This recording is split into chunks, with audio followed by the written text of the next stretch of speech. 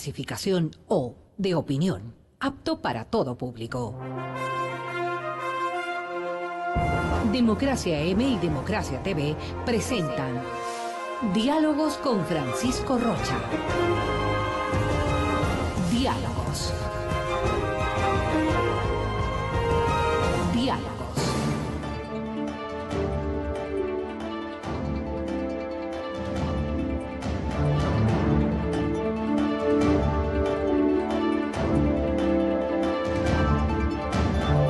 Buenas tardes amigos, nos estamos encontrando hoy lunes y para reiniciar diálogos, ¿no? En este pequeño cambio que hemos hecho también de los días que conversamos y ustedes tienen la gentileza de escucharnos. Así es que para iniciar este diálogo, a ver si hay un cambio o una continuidad en el gobierno del presidente Moreno, hemos invitado al doctor César Ulloa y al doctor Raúl Andrade, que se sumará en unos minutos. Me consta estaba en la audiencia de juzgamiento o de trámite que están tratando frente a la denuncia del expresidente Correa ante Martín Pallares. Él está pidiendo que le juzguen y está ahí actuando Caupolicán Ochoa. Y vale la pena esto de si Lenín Moreno es un cambio o una continuidad. En el tema de la presencia de las barras, de los gritos y de los insultos hoy en el distrito de Judicial Norte, en el cuarto piso no hubo ningún cambio. Lo penoso es que esto, veamos qué resuelve el juez, porque ahí vamos a tener también una opción de, ¿habrá cambios o no? César, bienvenido, buenas tardes. ¿Usted qué ve en este mes? ¿Ha habido un discurso, una forma de plantear los problemas, un diálogo a abrir, un diálogo incluso por decreto, ¿no? Se genera el diálogo. Ahí eso, por ejemplo, a mí ya no me cuadra, digamos, porque las cosas no se hacen por decreto, ¿no? ¿Y qué se busca con el diálogo? ¿Será una forma también de tapar lo que ha pasado estos 10 años? Bienvenido nuevamente, gracias. Francisco, buenas tardes, un cordial saludo a la audiencia que siempre sigue con viva atención este espacio de debate, de deliberación. A mí me parece que este mes está pasando una situación, la que podríamos denominar como gatopardismo. Yeah. Y esto, en otras palabras, significa que parecería que todo cambia, sin embargo, todo se mantiene igual. ¿Por qué razones? Primero, porque este Frente Nacional Anticorrupción está conformado por gobiernistas, lo que hace que finalmente el movimiento oficialista sea juez y parte. Además que las competencias que tiene este Frente Nacional Anticorrupción son bastante limitadas en el sentido del diseño de una política pública a futuro, cuando lo que la gente quiere conocer es el auscultamiento en profundidad de los hechos de corrupción, que son bastante públicos y a mi modo de ver incluso evidentes. La segunda cosa es que este gobierno le da continuidad al uso del decreto ejecutivo en cosas que históricamente tienen que surgir de la voluntad popular y desde abajo. Recordemos que en el gobierno de Correa se quiso que la gente sea feliz por decreto y creó esta secretaría absurda de la felicidad. Por decreto se quería que los jóvenes se abstengan a tener relaciones sexuales y a través de un plan muy conservador como es el Plan Familia, se trataba de que la medida sea la abstención. ¿Sí? Por decreto se trató de hacer una serie de circunstancias. Entonces yo creo que Moreno está bastante equivocado en cuanto a su estrategia, en la medida que él quiere decretar una serie de cosas que deben suceder sobre la base de la voluntad de los actores, en el sentido de que a futuro se pueda diseñar una política pública con 3 o 4 puntos que fueron bastante evidentes en el momento en que la gente planteaba sus inquietudes dentro de la primera y la segunda vuelta electoral. Pero César, en este momento el presidente genera una imagen que le ha permitido incluso la adhesión de muchos sectores. En el discurso, el diálogo, el que no va a hacer nada pero todo sigue igual. Y claro, ahí yo digo, cambio ya. Yo esta mañana en la Corte me he convencido que cambio no hay, que no va a haber, que no hay esa posibilidad. La presencia del presidente Correa, sus escritos, su forma de actuar en el Twitter, porque en los medios, por suerte, ya no es el que fija la agenda, pero de todas maneras esa influencia, su presencia aquí mismo es parte de esta continuidad. Yo diría que este proceso podría entenderse como algo que no termina de nacer, pero también como algo que no termina de morir. ¿En qué sentido? No termina de nacer porque si Moreno tuviera todos los arrestos que le corresponden a un ejecutivo que opta por una estrategia de gobernar por decreto, entonces cumpliría lo que dice la Organización Internacional del Trabajo y por decreto también, ¿no es cierto?, dejaría insubsistente el decreto 16 y el 739 que mandaron al diablo o al traste todo lo que era la organización. O eliminaría el decreto a la ley de comunicación. Indudablemente. Entonces yo creo que Moreno, sin incluso pedir el apoyo o respaldo del bloque de mayoría absoluta que tiene en la Asamblea, por decreto puede hacer cosas, insisto, permitir que la Unión Nacional de Educadores restablezca su personería jurídica, evitar esta persecución a los colegios profesionales como el colegio médico, tratar de restituir una serie de derechos y libertades que están consagradas en los tratados internacionales que el Ecuador es signatario, primero. Segunda cosa, yo creo que todavía no se deja mirar la estrategia política de Moreno en la medida que los medios públicos, los incautados y también los gubernamentales, porque es un sistema de medios a favor del oficialismo, siguen abriéndole la puerta al expresidente. Claro, además están construyendo que un Granma con el telégrafo. Claro, además están construyendo un legítimo contradictor. Entonces, estas medidas son tan porosas en el sentido que provocan más bien confusión, es decir, por un lado se llama al diálogo, se insiste en que sin libertades no hay la posibilidad de que los distintos actores por ejemplo, el presidente se ha sienten dicho, a la mesa. Sin libertad de expresión no hay democracia.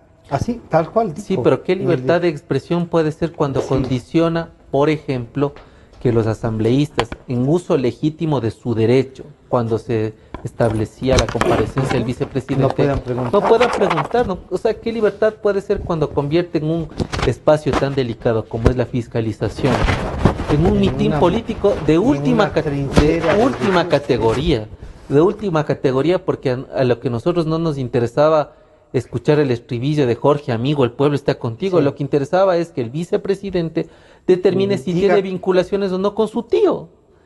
Y cómo ha controlado los sectores estratégicos. Porque los sectores estratégicos que eran de su responsabilidad es donde más saltan estos problemas. Por otra parte, porque si no es que él ha participado, César, lo mínimo que es un irresponsable porque no ha hecho las cosas que debió haber hecho. Además, llama la atención que un miembro de la Comisión de Salud, como es el doctor Yunda, que además es un radiodifusor, invite al diálogo para ver la posibilidad de establecer algunas reformas a la Ley Orgánica de Comunicación.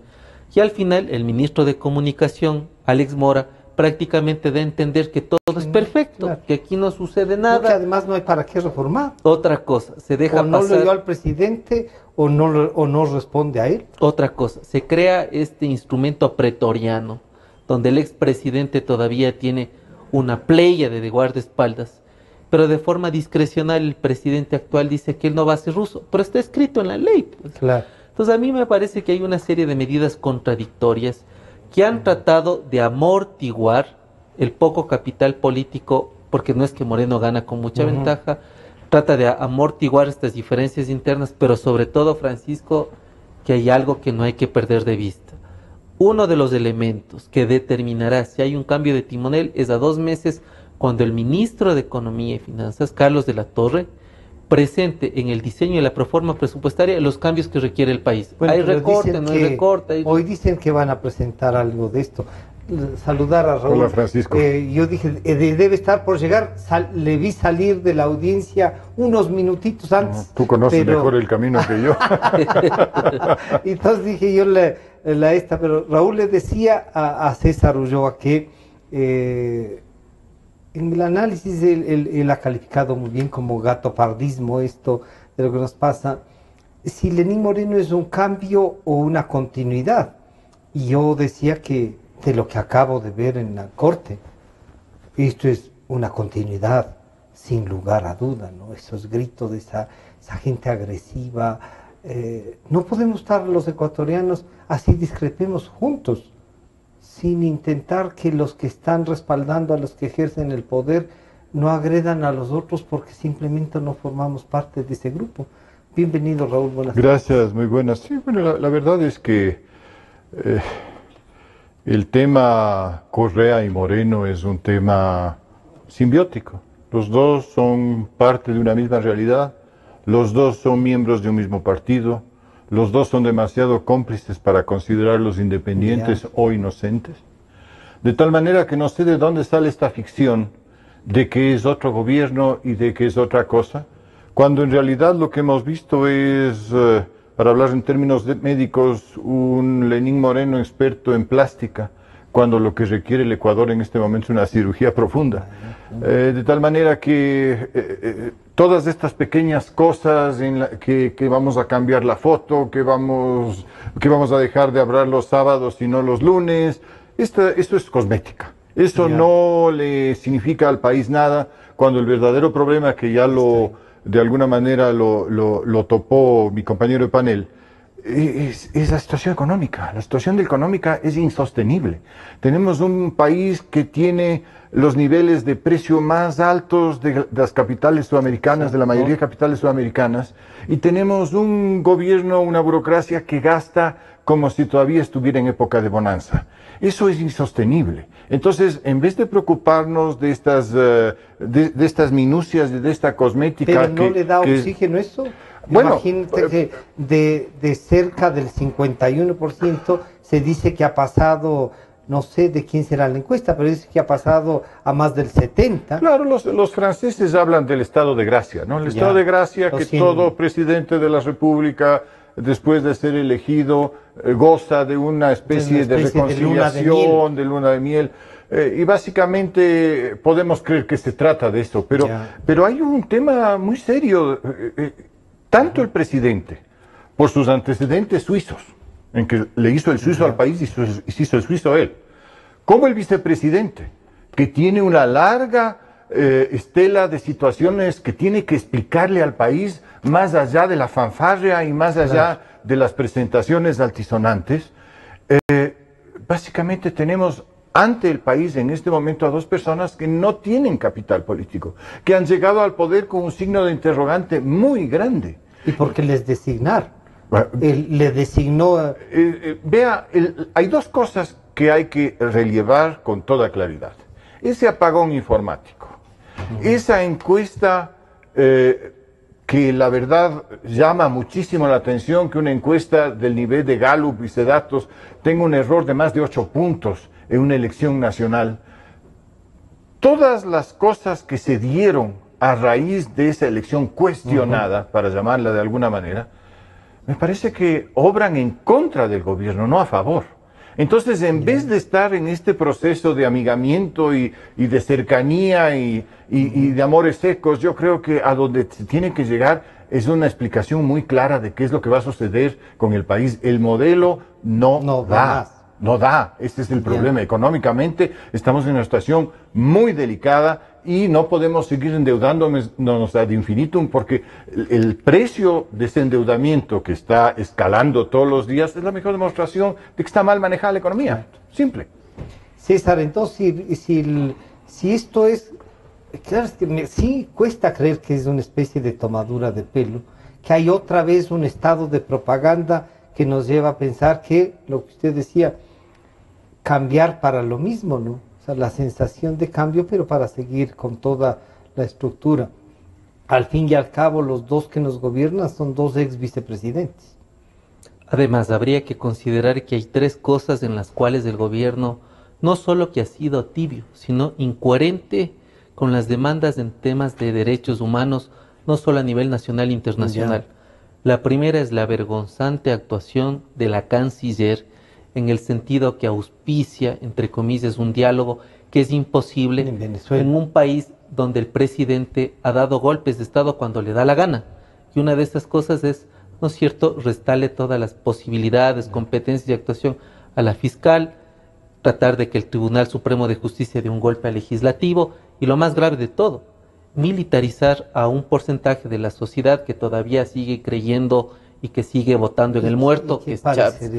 La segunda cosa, si Moreno fuera coherente tendría que hacer caso a las recomendaciones que en materia de derechos humanos se hizo en Naciones Unidas en el último examen periódico universal, e insisto, por decreto restituir todo el tema de libertades y garantías que tiene en materia de derechos de asociación, participación.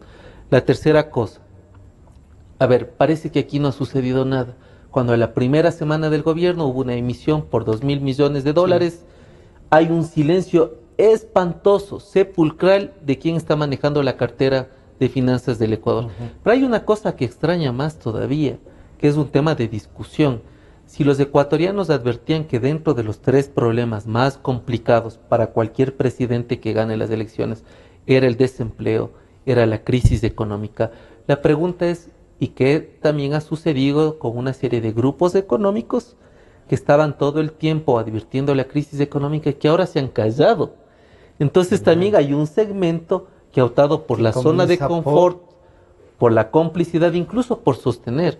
Porque ¿no será que pueden decir, oiga, pero 10 años nos han tenido peleando y no les ha ido mal tampoco? No, yo creo que yo creo que los sectores económicos beneficiarios de los 10 años están claramente identificados: el sector de la construcción, el sector del seguro, cierto sector agroexportador. Hay grupos económicos, además hay unos 3 libros que claramente los identifican.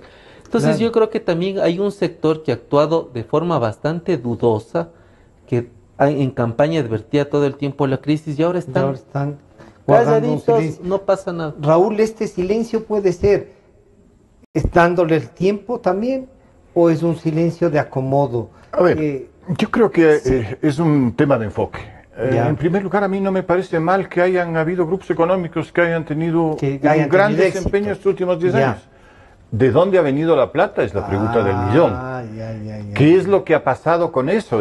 ¿Cómo lograron consolidar si es que efectivamente el diseño del Estado es un diseño que ha llevado a que el 65% de las actividades de todo tipo sean controladas por un ente estatal y el 35% sea manejado por la empresa privada, después de 10 años en que hubo este traslape, porque cuando inició el gobierno era al revés. El 65% lo manejaba la empresa privada y el 35% lo manejaba el gobierno. Entonces, si es que esto ha pasado, obviamente gracias a la lotería del petróleo, etcétera, a un manejo, me parece que mucho más eficaz en términos impositivos, pues eso lo que ha significado es que ha habido una bonanza económica. Pero ese es el sueño del nuevo rico, pues nos sacamos la lotería, nos vamos a gastar el billete, pero como no hemos manejado un concepto de productividad, de producción y de respaldo a lo básico de un país, los países más desarrollados en términos económicos, resulta que son los países que tienen el mejor esquema agrícola en sus planes de gobierno.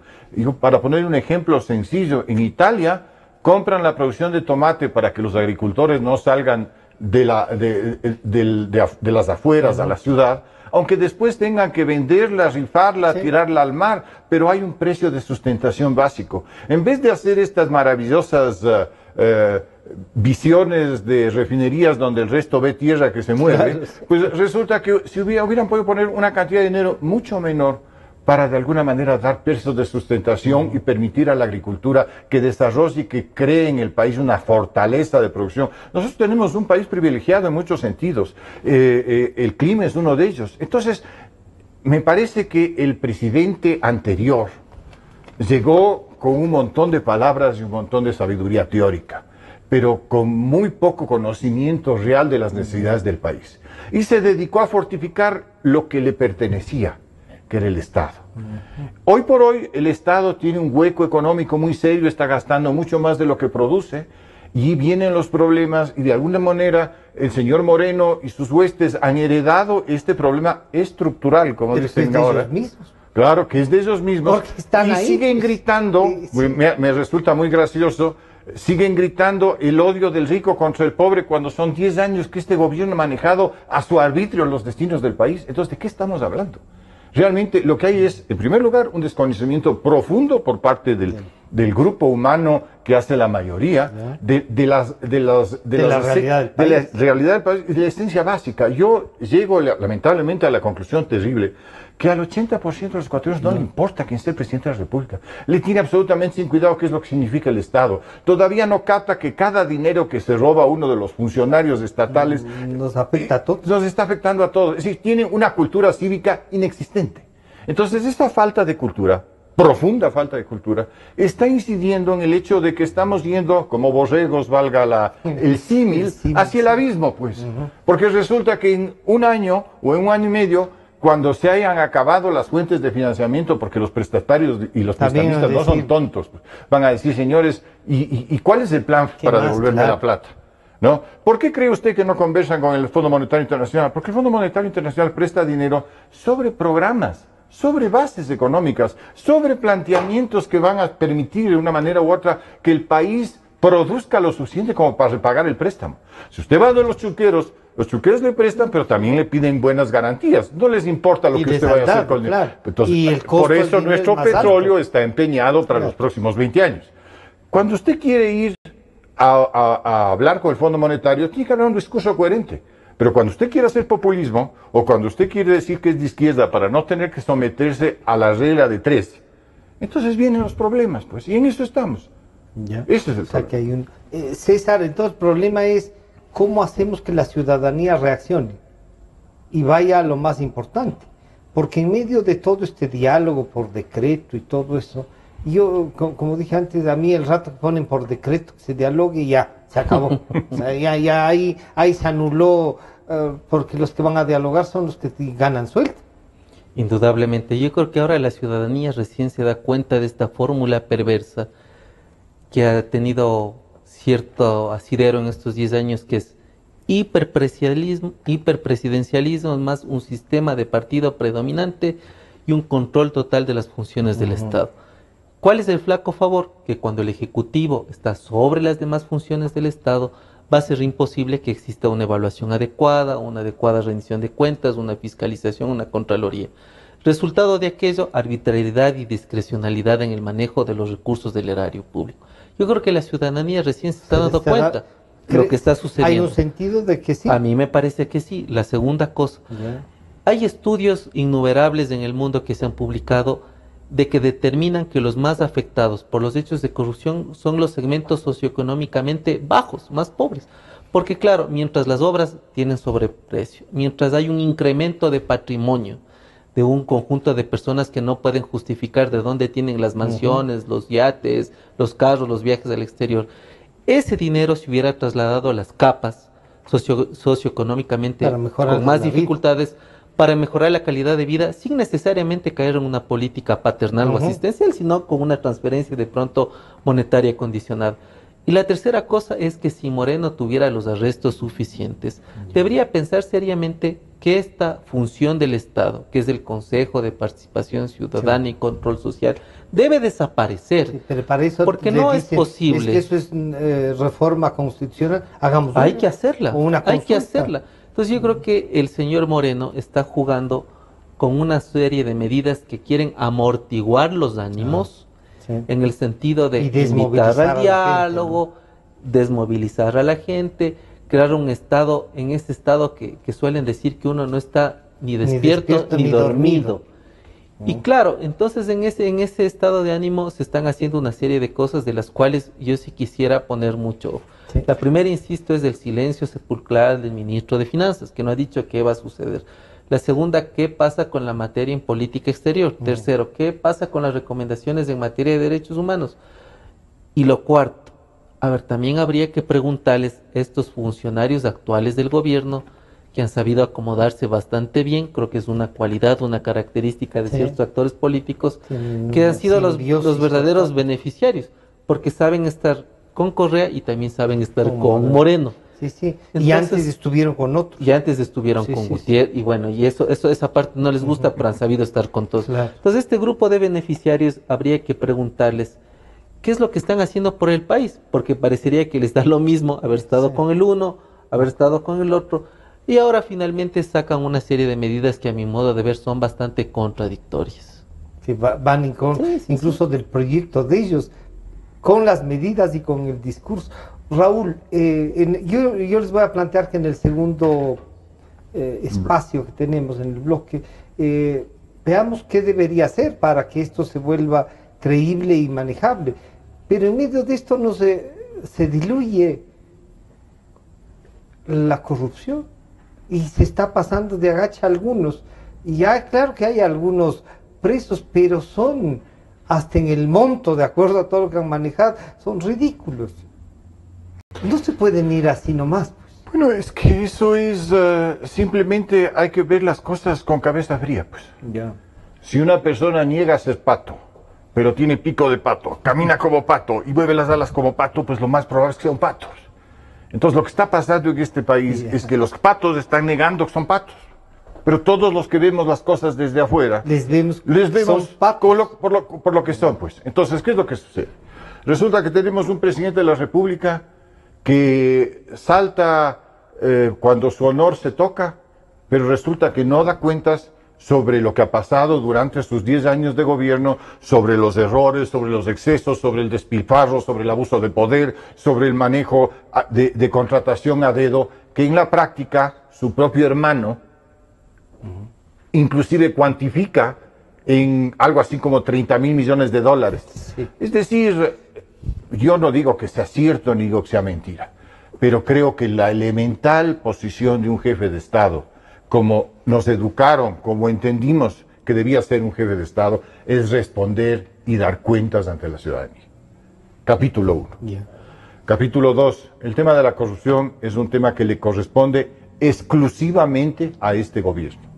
Tiene que responder por sus actos. El cuestionar los anteriores es un bolero. Es nada más. Es una salida por la ventana para no reconocer las responsabilidades y los errores de este gobierno. Este gobierno ha tenido en sus manos la cantidad más importante de dinero que haya tenido gobierno alguno en la historia del país. Y si suman, dicen que 10, ¿no?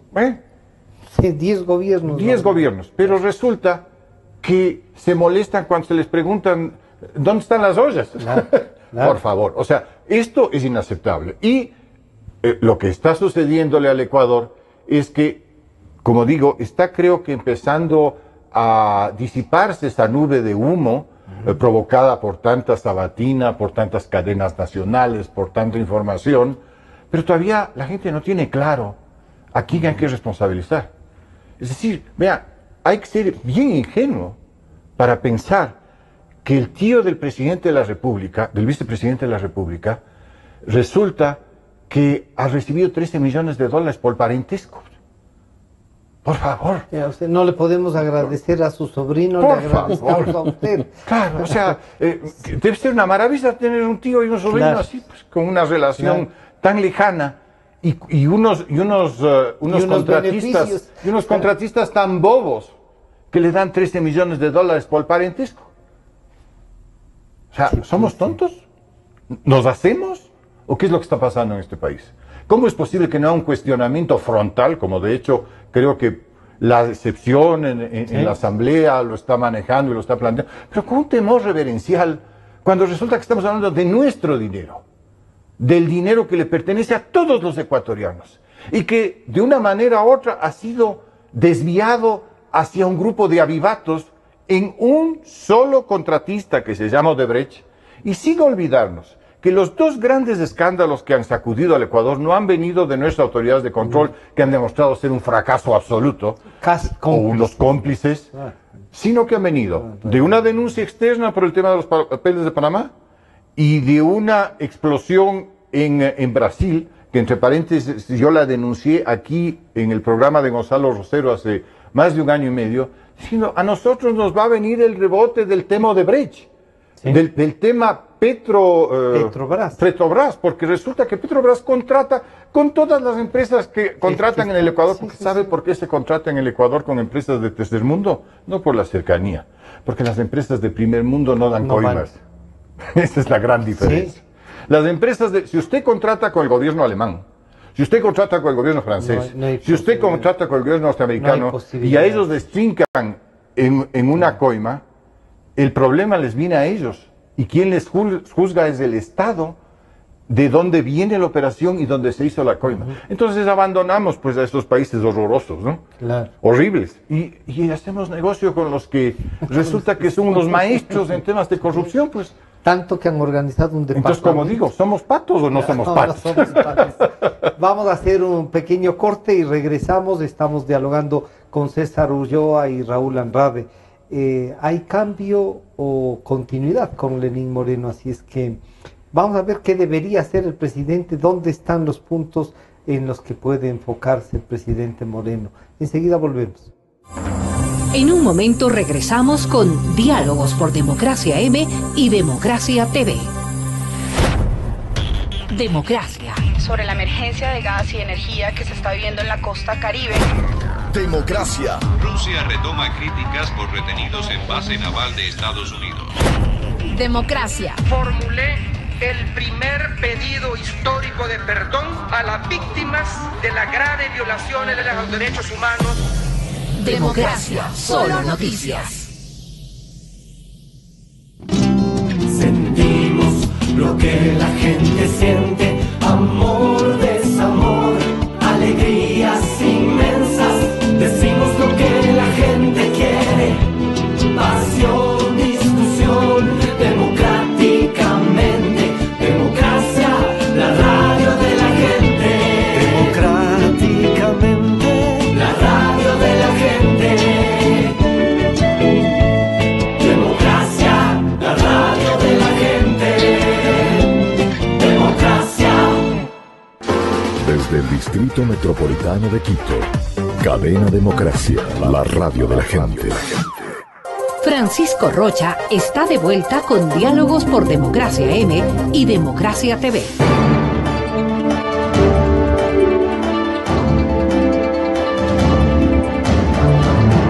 Estamos de regreso ya nuevamente con Raúl Andrade y César Ulloa.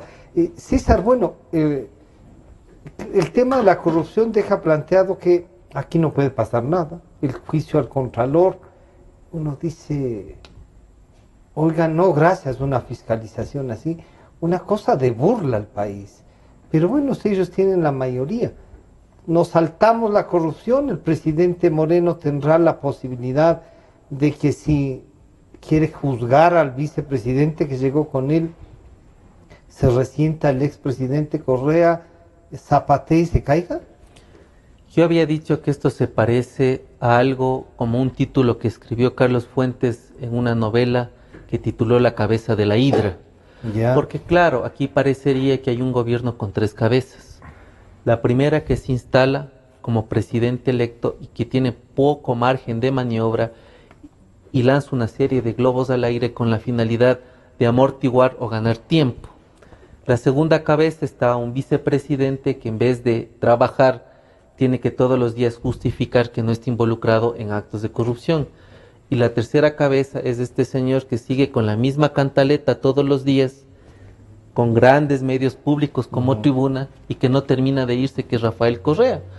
Entonces, claro, un gobierno tan débil, donde hay tres cabezas y la opinión pública está tan mareada Pero el y a gobierno, desgastarse. digamos, una presidencia de la República, porque el gobierno parece que está copada de gente del correísmo que está vivo. Indudablemente, por eso si uno, entonces el pobre señor está solo con la presidencia. Además, a mí me parece que esto también se debe a la debilidad que Lenín Moreno tiene adentro de su movimiento. Parecería que hay un control de Rafael Correa y que hay unas alianzas que sobrepasan cualquier tipo de circunstancias. Hemos escuchado algunas declaraciones a propósito de esta estrategia cosmética de sacar el cuadro del presidente y poner los cuadros de algunos personajes históricos, que algunas personas han dicho de manera rotunda y contundente que el presidente gobierna el Ejecutivo, pero que en la Asamblea y en otras instancias no se meta. No. Entonces, claro, yo creo que Moreno es bastante débil dentro de su movimiento oficialista. Segundo, me parece que no hay una estrategia bastante clara de cómo incrementar su capital político a través de medidas radicales, graves. Y la tercera es que no termina de desmarcarse. Los oficialistas siempre tienen este estribillo de decir, pero ¿por qué se va a desmarcar si es del mismo partido? Claro que tiene que desmarcarse por tres razones. Es su presidencia. La primera, una de las cosas que le disminuyó la votación a Alianza País es el estilo autoritario, déspota, populista del presidente segundo. Más allá de que él no esté involucrado en temas de corrupción, sin embargo, la gente repudia los actos de corrupción que están viendo. Y la tercera, no nos olvidemos, país, que los funcionarios que son autoridades de control, que deben fiscalizar, hacer contraloría y evaluar el manejo de las cuentas, son puestos por Alianza País. Todos. Para finalizar esta parte, Francisco, hay que decirle a la gente que hay 4 autoridades en el mundo que, más allá de que sean o no electas por voto, son credenciales éticas y con una experiencia aprobada en cualquier país democrático. Es el rector del Consejo Nacional Electoral, el abogado del Estado, el procurador, el fiscal y el contralor. Que en un país, cualquiera que sea con un régimen democrático, esté uno de los 4 personajes involucrado en actos de corrupción, quiere decir que es una democracia fallida completamente.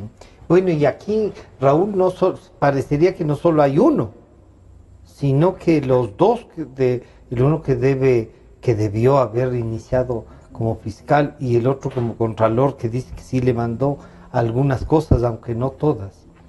Y ahí hay una confusión total. Vea, Patricio, en los países que eran gobernados por estadistas y por caballeros y no por palurdos, el solo hecho de que mi nombre esté cuestionado era motivo suficiente como para presentar la renuncia y defenderme como hombre de bien. Esto pasaba aquí en el Ecuador hace muchísimos años. Pero hoy por hoy parece ser que los acuerdos entre privados tienen mucho más peso fuerza que la defensa de una ciudadanía, de un país, de una estructura. Mientras subsista esa pobreza ideológica y mental en las personas que hoy nos gobiernan, yo considero que la solución está muy, pero muy lejana. Muy lejana. Muy lejana. ¿Y hay salidas o no? Bueno, una salida puede ser, por ejemplo, a ver, tenemos unas enmiendas constitucionales que pasaron como enmiendas cuando en realidad son reformas. Plantear, por ejemplo, una consulta popular sobre la vigencia o no de esas enmiendas. Bueno, el primer paso debería ser que el presidente Moreno asuma la presidencia de la República, que no la ha asumido, ¿no? Él en este momento está en un limbo y, como digo, preocupado de cosas de detalle para no enfrentar el problema de fondo que está ahí. Entonces, una vez que él asuma la presidencia y que entienda que su deber es al país, ante el país y no ante Alianza País, que hay una diferencia sustancial. Claro. En el momento que él comprenda que él lo que tiene es una obligación histórica de lograr que este país salga de la postración en que está, desde el punto de vista jurídico, desde el punto de vista económico, desde el punto de vista moral, desde el punto de vista político. En el momento que Moreno asuma esa responsabilidad y se desmarque, o simplemente diga, haga su presidencia. Es mi presidencia y yo la manejo como me parece que es lo correcto, podremos hablar. Mientras tanto, es terrible que nosotros, y le digo, este panel, como 100 otros más que he escuchado, lo único que hacemos es delucubrar sobre qué irá a pasar, sobre qué se irá a hacer, cómo irá a funcionar, porque resulta que no tenemos señales claras desde donde deberíamos recibirlas, que es la presidencia de la República. Ni tenemos señales claras desde el punto de vista de la Asamblea. La Asamblea está absolutamente inclinada en manos del expresidente, está claro. Entonces obviamente esto es un vaivén en el cual el único gran perdedor es el Ecuador, pues por favor. O sea, el proyecto político hasta ahora no logran explicarlo ni ponerlo en 4 renglones que hagan sentido. Lo que está pasando es que el proyecto político está tumbándose al país. Y eso tienen que entender muy claramente los que están inmersos en la política, los que están haciendo político y a los que les interesa la política. ¿Y será necesaria que una nueva constituyente? Si es que hay que cambiar la constituyente porque esta no funciona. O hay que hacer primero una consulta para ver. Yo pienso que la constituyente fue hecha a imagen y semejanza del expresidente de la República. Ahí está el modelo, digamos. Claro, y el poder no es algo que a uno le dan, sino algo que uno se toma. Rafael Correa se tomó el poder. Esto hay que reconocerlo. Pero porque tenía legitimidad con los votos, dicen ellos. Porque tenía legitimidad, perdóneme, en un determinado momento no la tenía. el Congreso de los Manteles es una de las cosas más oprobiosas que han sucedido desde el punto de vista jurídico en este país, sino que teníamos un país que estaba cansado de los chivos y que miró para otro lado. Pero eso no significa... Ese fue el primer fraude democrático. El terrible fraude democrático del cual no queremos ni hablar ni nos olvidamos, porque todos, de una manera u otra, por omisión o por acción, fuimos cómplices de eso, ¿no? Pero lamentablemente eso es lo que distorsiona desde mi punto de vista la situación jurídica del país de aquí en adelante, porque lo que quedó claro es que el presidente se podía sentar encima de todos los demás poderes y de ahí empezó nuestra decadencia como estamento jurídico. Entonces, hay que volver a empezar. Y si hay que volver a empezar de cero, hay que volver a empezar de cero. Pero no es posible que estemos de alguna manera perdidos en el horizonte, porque quien debe tomar las decisiones no las está tomando. César, entonces, ¿qué sería? Claro, Raúl dice, miren, si hay que volver a comenzar. Claro, cuando uno se equivoca, vuelve a comenzar. Pero ellos dicen que no se han equivocado, no han topado el tema de la mesa tendida, no le han dicho, oiga, señor, disculpe, la mesa tendida, ¿para qué? ¿Y qué dejó en la mesa? Sino que a lo mejor hay una mesa tendida y comida no va a haber. A ver, vamos a hacerle una asesoría gratuita a Lenín Moreno, que estoy seguro nos mira, o su ministro de Comunicación, que fue compañero, Alex Mora, lo está mirando. A ver, primero, por decreto... compañero, sí, claro. bien hecho. Claro, fíjese. Ahora, vamos a ver, señor Moreno, elimina el decreto 16, decreto 739, fácil, usted puede hacerlo, es una competencia del Ejecutivo. Segundo, llame a consulta popular, elimine esa figura oprobiosa de la elección indefinida para todos los cargos de elección popular, o sea, porque además, lo que usted sabe perfectamente, señor Moreno, es que aquí no solo está en riesgo de que el legítimo contradictor, que su propio compañero Rafael Correa, vuelva, sino que se creen y se consoliden caudillos locales, como por ejemplo a los señores que les gusta estar mucho tiempo en el poder, Chato Castillo en Loja, Jaime Nebot en Guayaquil, y a todos los que les encanta estar 2 o 3 veces en la alcaldía. Tercera cosa, señor Moreno, tome una decisión firme con el tema de Venezuela. ¿Qué pasa? Usted que le encanta hablar de los derechos humanos y humanitarios, tome una decisión. Cuarto, pero ahí dice que respetan la libre expresión. Bueno, a ver, si tanto le gusta este Frente Nacional Anticorrupción, manténgalo haciendo cosas. ¿Para qué? Pero yo sería más inteligente, de un espaldarazo directo a la Comisión Cívica. Esos son los que tienen los informes. Cuarto, a ver, señor Moreno, ¿por qué no trae a las personas que denunciaron y están afuera perseguidas? ¿Por qué no le pide al señor Villavicencio que le entregue todos los documentos? O más claro, que le entregue al fiscal actual. Quinto, a ver, no queremos que se coja chivos expiatorios chiquitos. Del golpe de timonel, ¿qué está esperando, señor Moreno? Está en riesgo su capital político, porque además la gente puede sentir este amortiguamiento, que ya no hay sabatinas, que ya no hay insultos, que ni sé qué cosa. Pero por otro lado, su compañero de partido está paseándose con 20 guardias por todo lugar. Eso es terrible. Entonces, y agrediendo y peleando, pendenciero como es. Y la otra cosa que me parece importante, a ver, díganos económicamente cuál es el rumbo del Ecuador. Que hay que darle 100 días. Está equivocado, no hay que darle ni un día más. ¿Por qué? Porque usted fue parte de esos 10 años y además muchos de sus ministros se quedaron. Claro, muchos de sus ministros saben perfectamente el tejimaneje. Le menciono a los que saben el tejimaneje: Pander Falconi, el señor Barrera, entre otros, María Fernanda Espinosa, entre otros. Entonces, aquí no es una cuestión de tregua. Creo que le hemos dicho, y no solo en este panel, creo que este es un tema que se le ha repetido insistentemente. Hay que volver a darle cierto sentido de independencia a las funciones del Estado. ¿Qué quiero decir? Este monstruo que se llama Consejo de Participación Ciudadana y Control Social, nombre larguísimo que no ha servido casi para nada. Hay que darle cierto sentido de dignidad a su gobierno. Y en usted está trascender o no. Si quiere trascender, trascenderá. Si no quiere trascender, no trascenderá. Yo creo que debería una renuncia, pedir. Yo sé que no es que él puede pedirle. No, pero si dice, oiga, señores, ustedes están causando realmente, ¿vale eso? ¿Se animará? A ver, yo creo que aquí hay que plantearnos una cosa. O el presidente actual quiere pasar en los libros de historia como alguien intrascendente, o como alguien que desde su trascendencia satisfechas y le dio un giro de timonel para darle un sentido de dignidad nacional al país, sobre todo en un tema tan lamentable que es el asunto de corrupción. Creo que no hay que hacernos los locos, creo que las cosas son sencillas. Decreto ejecutivo lo tiene, llame al consulta, llame. Entonces, ¿qué le detiene? ¿Qué le detiene? Raúl, ¿será posible? ¿Hay una puerta para decir esto sí puede cambiar? ¿O hay más bien una consolidación del correato? Yo insisto, o sea, ¿cuál es la puerta?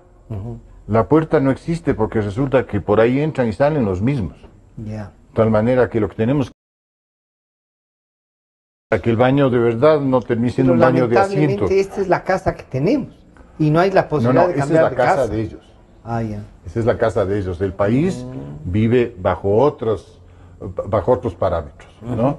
Entonces, lamentablemente, mientras el país no tome conciencia de que las decisiones tienen que beneficiarnos a todos y no a un grupo, y que aquí lo que cuenta es que las cosas funcionen y no que el partido funcione.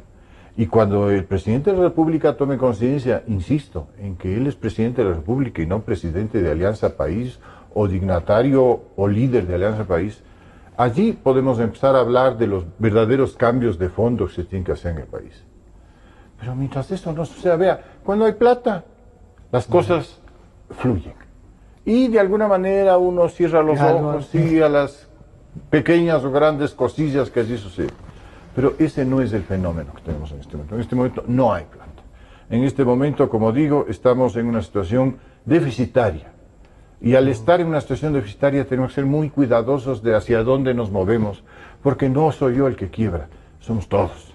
Claro. ¿No? Esa situación se vuelve un problema de país.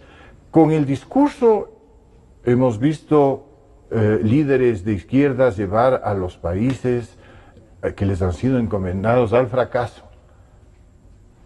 Y lamentablemente... el discurso no sirve. A eso llegamos. El discurso, que la conversación, que el sí o el no, al final del día no significan nada si es que no están respaldados por hechos fehacientes que digan, señores, por ahí es. Yo hasta el momento no le he oído una declaración sobre el sector productivo coherente al señor presidente. No le he oído... le creó este consejo usted sabe muy bien que la forma de no hacer nada es crear una comisión, ¿no es cierto? Entonces me lavo las manos y ustedes opinen, entonces con eso me gano unos 2 meses, pero no hasta que se ponen de acuerdo. Entonces, ¿qué es lo que ha pasado en la práctica? Que me he tomado o he perdido para el país 2 meses. El tiempo que usted no trabaja, simplemente es tiempo que no se recupera. El Ecuador está perdiendo, no sé, vamos por los 60 días, en que hasta el momento no vemos absolutamente ninguna cosa clara. Simplemente es una inercia. El país está yéndose a la deriva. Entonces, si me pregunta a mí qué es lo que... como le decía, el baño de verdad se convirtió en un baño de asiento. Aquí las partes más pudibundas son las que de alguna manera se limpiaron, pero nadie se preocupó de ver de dónde viene tanta corrupción. ¿De dónde? ¿Cómo es posible que las cosas se hagan sin que las personas a cargo de esas áreas se enteren? Resulta que el presidente de la República saliente no conocía al gerente general o presidente ejecutivo de la empresa más importante para la economía del país. No lo conocía.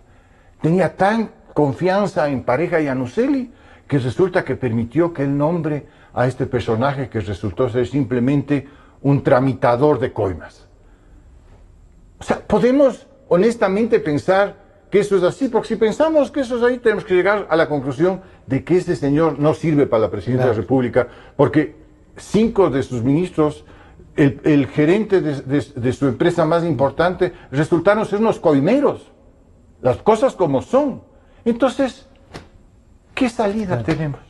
Mientras no reconozcamos nuestra responsabilidad, y como digo, Moreno tendría una gran posibilidad de demostrarle al país que efectivamente él está tomando las cosas en serio, si dejaran de tapar y de convertir en elementos estancos. Pero aquí hay unas 2 cosas, ¿no? O sea, ¿qué nomás le podemos pedir, diría yo, a Moreno?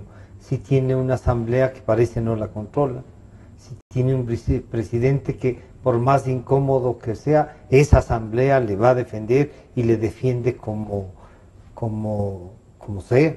A ver, yo, si fuera el presidente de la República, le hubiera pedido ayer al vicepresidente Glass que se excuse de sus funciones y que se defienda y que responda todas las acusaciones, porque yo no voy a esperar que me enseñen un recibo firmado por el vicepresidente cuando veo que su tío ha recibido una cantidad tan importante de dinero. Eso es como para ayer pedirle que dé un paso al costado. Uno. Capítulo 2. Efectivamente, si está en mis atribuciones, yo le doy un salvoconducto al Contralor, le doy un salvoconducto al señor Pareja Llanuselli, le doy un salvoconducto a quien sea necesario, al señor Villavicencio, que es el legítimo contradictor, y ha sido uno de los que ha luchado terriblemente por este tema de la corrupción en Petroecuador. O sea, que vengan y me aclaren las cosas, los tres, con libertad y total aptitud. Esa es la posición de un estadista. No el hacerse loco y cambiar los... Se va a decir, pero yo no me meto en las otras áreas, así es que el fiscal y la corte, yo no les puedo dar un salvoconducto, si tienen orden de prisión es de la corte. Entonces no tiene poder, pues. ¿Usted cree que esto pasaba con Correa? Una pregunta. Si es que él quería que alguien se juzgue, claro, si él ordenaba los sábados a quien quería que juzgue. Entonces, qué curioso, ¿no? Y no o a Félix Cordero o a Rodrigo Borja. Yo no creo, honestamente. Sí llama la atención la dejadez, el desinterés con el que se están manejando las cosas. César, estamos terminando. Entonces, una última reflexión sobre lo que deberíamos esperar o no esperar y comenzar a actuar. A ver, los ecuatorianos estamos... también algo a tener que decir. Indudablemente. Yo creo que los ecuatorianos estamos en compás de espera en que el presidente se desmarque y tome acciones necesarias para darle un giro de timonel a cosas que son extremadamente evidentes. Eso no quiere decir que desconocemos todo lo que él tiene en mente en materia de inversión social. Eso nadie desconoce. Me parece que hay cosas que no hay que desconocerlas, pero...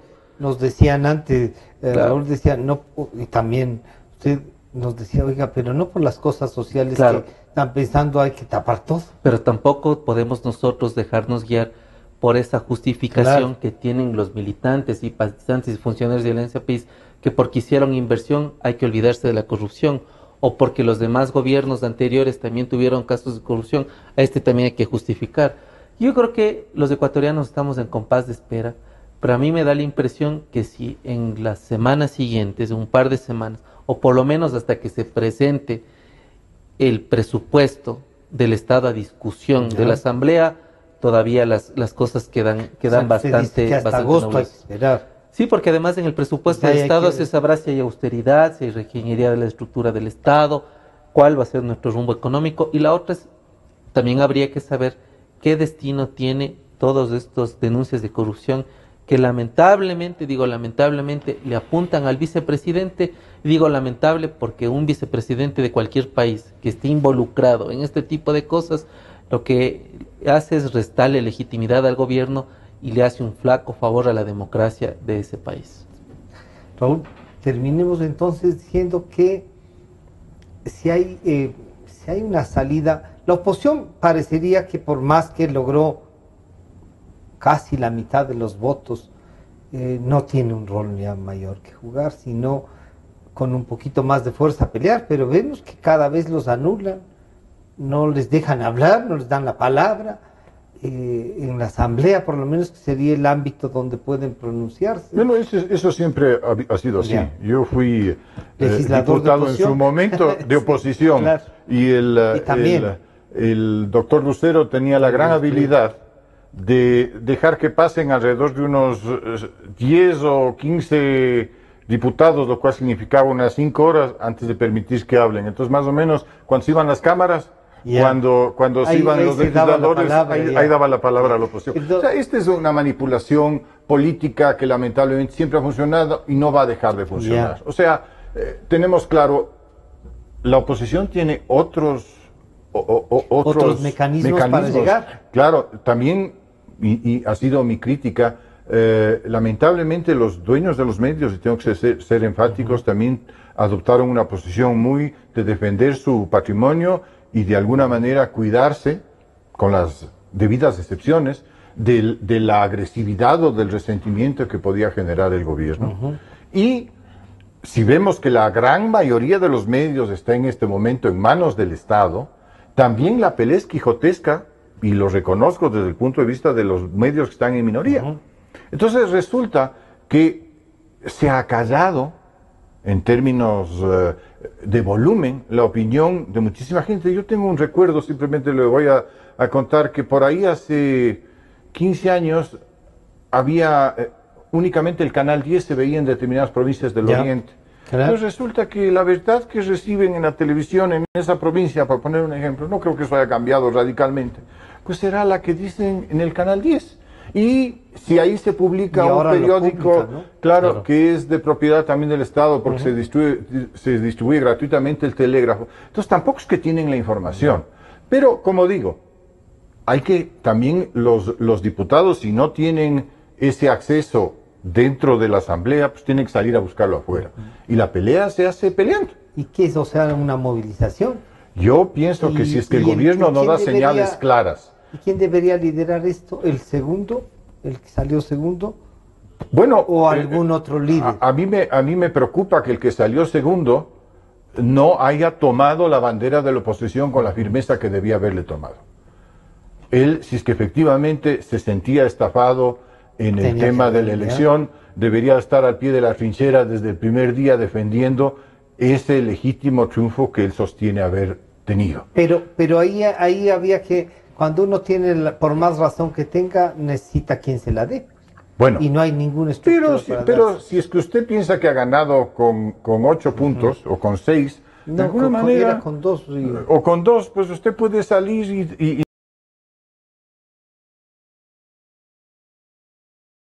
creo que fue un error político por parte de Guillermo Lasso. Eso es mi sensación. Pero de todas maneras, si es que él cometió ese error, pues habrán otros líderes. Alguien tendrá que elaborar la bandera de lucha, alguien tiene que salir. Usted sabe que Rafael Correa era un desconocido, Lucio Gutiérrez.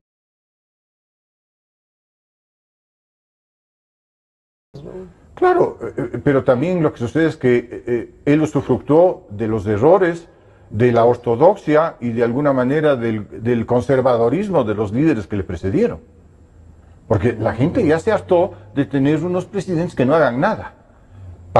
Me refiero para el estrato popular, para las necesidades, porque estos votantes son clientelares. Y lo que ellos buscan es que haya obra, que haya el puente, que haya la casa, que haya el río y que haya lo que sea necesario para que la ciudad o la provincia funcione. Y las actitudes prudentes, ortodoxas,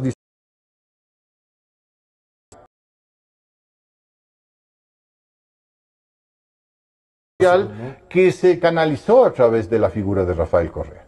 Y él tuvo la inteligencia, la habilidad de manejarla. Más. Claro, y además de incrementarla, porque yo no he visto en la historia del país un tipo tan confrontativo y tan conflictivo como Rafael Correa. Y eso nos ha hecho un daño tremendo como país, independientemente de su liderazgo, que reconozco. ¿Sí? César, ¿quién debería liderar esto? Tiene que ser una plataforma de múltiples sectores. De acuerdo. A mí me parece que debe estar la academia, los colegios extintos deben volver de nuevo a tener su protagonismo, los sectores distintos de la sociedad civil, todos, porque me parece que si no hay un grito al unísono de cambio, simplemente esto va a ser una serie de tapar un conjunto de baches y dejar lo esencial. En vez de la presidencia de la República es la empresa de bacheo. Ojalá que así no sea, Francisco. Esperemos que no. Han estado con nosotros Raúl Andrade y César Ulloa. Ustedes ven, el análisis siempre nos ayuda a reflexionar. Yo espero que este aporte que hacemos desde los medios y pidiéndoles a gente como César Ulloa y Raúl Andrade que nos ayuden a reflexionar, a encontrar salidas, nos lleven también a tener una posición como ciudadanos. Este programa está a disposición de ustedes nuevamente a partir de las 3 de la tarde y nos estamos encontrando el día miércoles. Gracias.